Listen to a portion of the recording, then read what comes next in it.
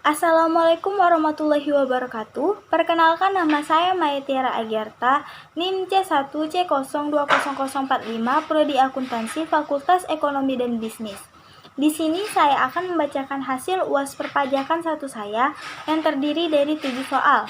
Pertama, jelaskan pengertian pajak, teori pemungutan pajak, dan jenis-jenis pajak.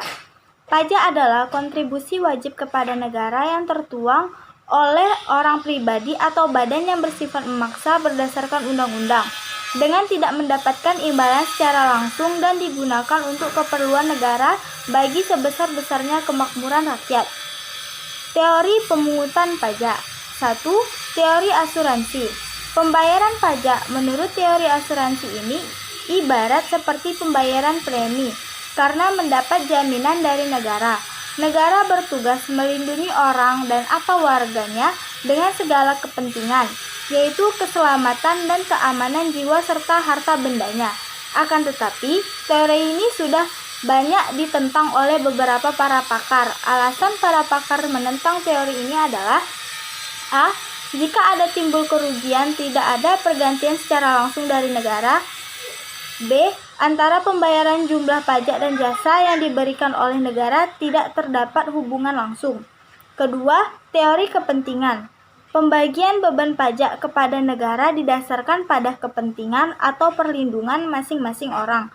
Oleh karena itu, semakin besar kepentingan seseorang terhadap negara, maka semakin besar pula pajak yang harus dibayar. Ketiga, teori daya pikul. Beban pajak untuk semua orang harus sama beratnya. Hal ini mengandung makna bahwa pajak harus dibayarkan sesuai dengan daya pikul masing-masing orang. Pendekatan untuk mengukur daya pikul ada dua, yaitu: 1. Unsur objektif, yaitu negara melihat besarnya penghasilan atau kekayaan yang dimiliki oleh seseorang. Kedua, unsur subjektif, yaitu dengan memperhatikan besarnya kebutuhan material yang harus dipenuhi. Keempat, teori bakti. Teori ini secara sederhana menyatakan bahwa warga negara membayar pajak karena baktinya kepada negara. Teori bakti disebut juga teori kewajiban mutlak. 5. Teori asas daya beli. Teori ini berpendapat bahwa fungsi pemungutan pajak adalah mengambil daya beli dari rumah tangga masyarakat untuk rumah tangga negara, kemudian menyalurkan kembali ke masyarakat dengan maksud untuk memelihara kehidupan masyarakat dan untuk membawa ke arah tertentu, misalnya kesejahteraan. Jenis-jenis pajak. 1. Menurut golongan. A. Pajak langsung. Pajaknya harus dipikul atau ditanggung sendiri oleh wajib pajak dan tidak dapat dilimpahkan atau dibebankan kepada orang lain atau pihak lain atas harus menjadi beban wajib pajak yang bersangkutan. B. Pajak tidak langsung. Pajak yang pada akhirnya dapat dibebankan atau dilimpahkan kepada orang lain atau pihak ketiga. Pajak tidak langsung terjadi jika terdapat suatu kegiatan, peristiwa, atau perbuatan yang menyebabkan terutangnya pajak. Misalnya, terjadi penyerahan barang atau jasa. Kedua, menurut sifat. A. Pajak subjektif. Pada yang mengenainya memperhatikan keadaan pribadi wajib pajak atau mengenal pajak yang memperhatikan keadaan subjeknya. B. Pajak objektif. Pajak yang mengenakannya memperhatikan objeknya, baik berupa benda, keadaan, perbuatan, maupun peristiwa yang mengakibatkan timbulnya kewajiban membayar pajak tanpa memperhatikan keadaan pribadi subjek pajak atau wajib pajak dan tempat tinggal. Ketiga, menurut lembaga penganut. A. Pajak negara atau pajak pusat. Pajak dipungut oleh pemerintah pusat dan digunakan untuk membiayai rumah tangga negara pada umumnya. B. Pajak daerah. Pajak yang dipungut oleh pemerintah daerah, baik daerah tingkat 1 atau pajak provinsi maupun pajak daerah tingkat 2 atau pajak kabupaten dan kota, dan digunakan untuk membiayai rumah tangga daerah. Masing-masing pajak diatur dalam Undang-Undang Nomor 28 Tahun 2009. Soal nomor 2. Objek pajak adalah penghasilan, yaitu setiap tambahan kemampuan ekonomis yang diterima atau diperoleh wajib pajak, baik yang berasal dari Indonesia maupun dari luar Indonesia yang dapat dipakai untuk konsumsi atau untuk menambah kekayaan wajib pajak yang bersangkutan. Jelaskan penerapan pengertian baik yang berasal dari Indonesia maupun dari luar Indonesia dalam perpajakan di Indonesia dengan memberikan contoh aplikasi pelaksanaannya.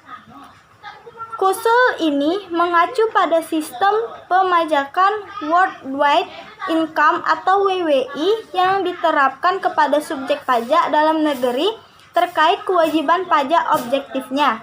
Dengan sistem pemajakan WWI, semua penghasilan yang diterima atau diperoleh wajib pajak dikenai PPh, baik yang berasal dari Indonesia maupun di luar Indonesia. Hal ini berbeda dengan sistem teritorial income yang diterapkan bagi subjek pajak luar negeri, di mana hanya penghasilan yang berasal dari Indonesia yang dikenakan PPh. Kewajiban pajak objektif subjektif pajak luar negeri diatur dalam pasal 26 UU PPh. Soal nomor 3. Saat ini hampir semua orang pribadi telah memiliki NPWP. Salah satu kewajiban dari kepemilikan NPWP tersebut adalah kewajiban untuk melaporkan SPT tahunan orang pribadi. Menurut Anda, apakah SPT tahunan orang pribadi akan selalu menunjukkan posisi kurang bayar? Berikan penjelasannya. Tidak. SPT tahunan OP memiliki 3 kemungkinan posisi lebih, yaitu lebih bayar, nihil, dan kurang bayar. Posisi nihil biasanya terjadi bila orang pribadi hanya memperoleh pendapatan dari satu sumber dan pajak atas pendapatan tersebut telah dipotong oleh pemberi kerja. Sehingga di SPT tahunan, pajak terutang sama dengan kredit pajak. Akibat SPT berada pada posisi nihil, posisi lebih bayar dapat terjadi karena angsuran pajak yang menjadi kredit pajak lebih besar daripada pajak terutang. Karena pendapatan wajib pajak tahun ini tidak sebesar tahun-tahun sebelumnya atau karena sedang bisnis terpuruk. Soal nomor 4. Jelaskan beserta contoh apa yang dimaksud dengan subjek pajak dan objek pajak. Subjek pajak adalah individu atau badan yang punya hak dan kewajiban dalam perpajakan sebagaimana telah diatur dalam peraturan yang berlaku di Indonesia. Istilah ini diatur dalam Undang-Undang RI Nomor 36 Tahun 2008 tentang perubahan keempat atas Undang-Undang Nomor 7 Tahun 1983 tentang penghasilan. Contoh subjek pajak. 1. Orang pribadi bertempat tinggal di Indonesia, berada di Indonesia selama 183 hari dalam jangka waktu 12 bulan, atau berada dan mempunyai niat untuk tinggal di Indonesia dalam suatu tahun pajak. 2. Badan yang didirikan atau berkedudukan di Indonesia, kecuali unit tertentu yang berasal dari badan pemerintah.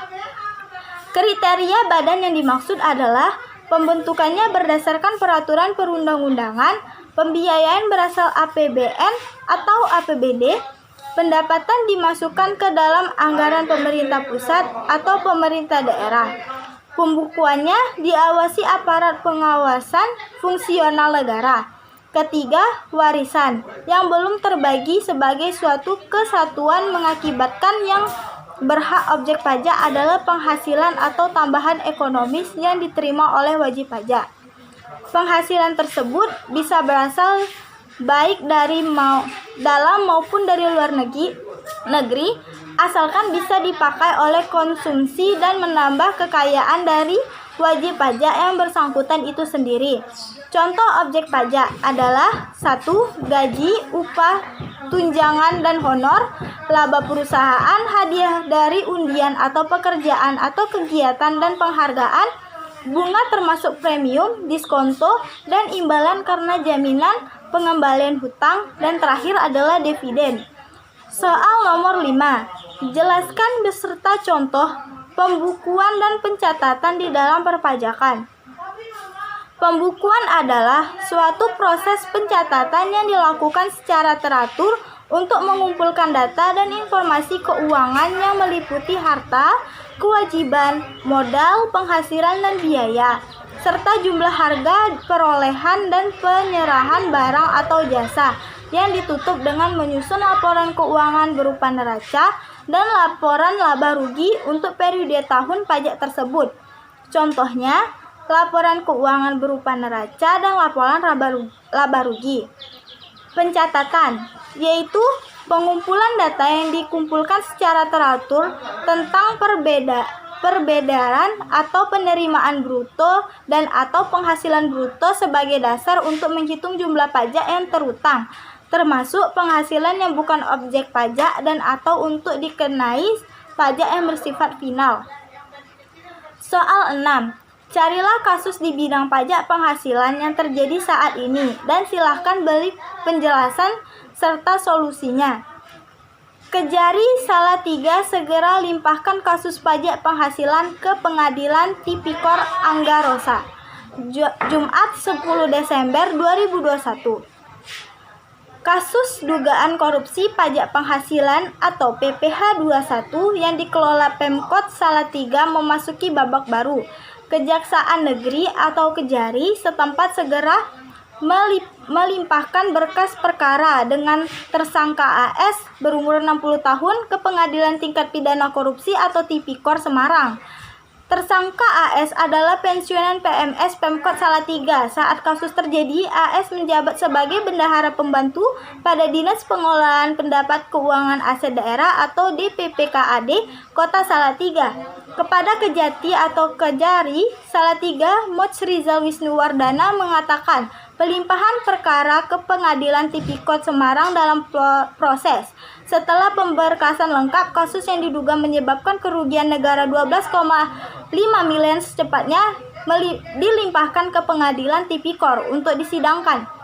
Pekan depan kami limpahkan ke Pengadilan Tipikor dan kita akan terus melakukan pendalaman perkara ini, kata Mochi Rizal Wisnuwardana Jumat 10/11/2021. Solusi kasus, jika hasil kajian aliran dana dari PPATK telah membuktikan tersangka bersalah, maka kasus yang diduga menyebabkan kerugian negara sebesar 12,5 miliar ini secepatnya dilimpahkan ke Pengadilan Tipikor untuk disidangkan. Soal nomor 7. Carilah kasus di bidang pajak pertambahan nilai yang terjadi saat ini dan silahkan beri penjelasan serta solusinya. Tak bayar pajak, pengusaha sepatu dijebloskan ke penjara. Rabu 16 Desember 2015. Terjerat kasus hukum tindak pidana perpajakan, seorang pengusaha pembuatan sepatu di Bekasi, RY 52 tahun, dijebloskan Kejaksaan Negeri Bekasi ke Lembaga Permasyarakatan Bulak Kapal Bekasi Timur, Rabu 16 Desember. RY diduga menyebabkan kerugian negara sebesar 1,6 miliar karena tidak memungut pajak pertambahan nilai atau PPN dan tidak menyampaikan surat pemberitahuan tahunan pajak penghasilan atau SPT PPh ke instansi terkait. Tersangka tidak membayar PPN dan tidak menyampaikan SPT PPh ke negara pada tahun 2006 lalu, sehingga diduga menimbulkan kerugian sebesar 1,6 miliar, kata Edison, Kepala Bidang Penyuluhan, Pelayanan dan Hubungan Masyarakat di Direktorat Jenderal Pajak Wilayah Jawa Barat 3 di Kejaksaan Negeri Bekasi, Rabu 16 Desember. Menurut Edison, perbuatan tersangka telah melanggar Undang-Undang Nomor 16 Tahun 1983 sebagaimana diganti dengan Undang-Undang Nomor 16 Tahun 2000 tentang ketentuan umum perpajakan. Dalam peraturan itu disebutkan, perusahaan yang memiliki omset di atas 600 juta per tahun diwajibkan membuat SPT PPh dan memungut PPN. Tersangka ini pengusaha yang seharusnya wajib mengukuhkan dirinya sebagai pengusaha kena pajak, tetapi ia tidak melakukan kewajibannya itu, katanya. Edison menjelaskan dalam perkara pajak, apabila ditemukan indikasi pelanggaran pajak, terlebih dahulu petugas akan melakukan himbauan untuk membayar pajaknya. Padahal penyelidikan dimulai sejak 2009. Tersangka masih diberikan kesempatan untuk membayar sebelum kasus dilimpahkan ke pengadilan. Penyidik telah melayangkan surat imbauan yang berisi kewajiban memungut PPN dan membuat SPT PPh terhadap 25 karyawannya, tapi dengan berbagai alasan dan tidak bayar, ungkap Edison. Penyidik kemudian menggelar pengungkapan ketidakbenaran terhadap tersangka sebagaimana pasal 8 ayat 3 Undang-Undang KUHP. Namun RY kembali tidak mengacukan peraturan yang mewajibkannya melakukan pelunasan kekurangan pembayaran pajak disertai denda 150%.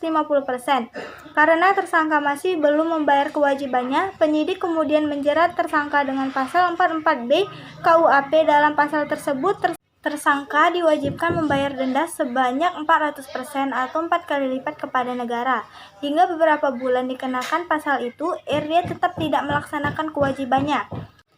Akhirnya, penyidik menyerahkan dia ke Kejari Bekasi untuk diproses hukum. Katanya, penyidik Direktorat Jenderal Pajak Jawa Barat 3, Nengah Karta menambahkan kasus ini terungkap saat petugas memperoleh informasi dari rekan bisnis RY bahwa perusahaan tersebut tidak melaksanakan kewajibannya. Berbekal laporan itu, kemudian penyidik mendatangi perusahaan RY di daerah Harapan Indah, Kecamatan Medan Satria, Kota Bekasi pada 2009 lalu. Dari pemeriksaan itu terungkap bahwa RY tidak memungut PPN dan membuat SPT PPh tahun 2006 lalu. Sementara untuk tahun 2007 hingga 2015 penyidik belum mengetahui apakah pihak yang bersangkutan mulai melaksanakan kewajibannya atau tidak. Solusi kasus: untuk pembeli yang memperoleh barang atau jasa kena pajak, maka harus membayar pajak pertambahan nilai atau PPN. Penyerahan barang atau jasa kena pajak ini dilakukan oleh pengusaha kena pajak atau PKP. Baiklah, sekian hasil UAS perpajakan 1 yang saya kerjakan. Saya mohon pamit undur diri. Terima kasih atas perhatiannya semua dan mohon maaf bila ada kesalahan baik perkataan maupun perbuatan. Wassalamualaikum warahmatullahi wabarakatuh.